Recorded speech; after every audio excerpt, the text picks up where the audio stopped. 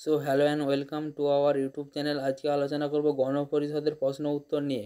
1 নম্বর প্রশ্ন, কে প্রথম গণপরিষদের ধারণা দেন?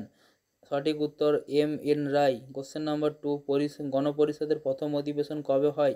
সঠিক উত্তর 9 নভেম্বর 1946। কোশ্চেন নাম্বার 3, 9 ডিসেম্বর 1946 সাল হওয়ার গণপরিষদের প্রথম অধিবেশনে কে সভাপতি ছিল? সঠিক উত্তর সচ্চিদানন্দ সিনহা। কোশ্চেন নাম্বার 4, গণপরিষদের সহসভাপতি কে ছিল? সঠিক উত্তর হীরেন্দ্র কুমার মুখার্জি। কোশ্চেন নাম্বার 5, স্বাধীন ভারতের গণপরিষদের সভাপতি কে ছিল?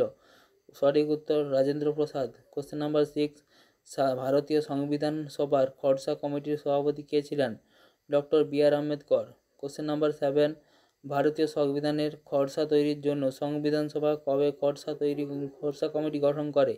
সঠিক উত্তর 29 আগস্ট 1947। কোশ্চেন নাম্বার 8, স্বাধীন ভারতীয় সংবিধানের খসড়া প্রণয়ন কমিটির কতজন সদস্য ছিল? 7 জন সদস্য। তো চলো বন্ধুরা, ক্লাসটা আমরা এখানে শেষ করছি। Thank you.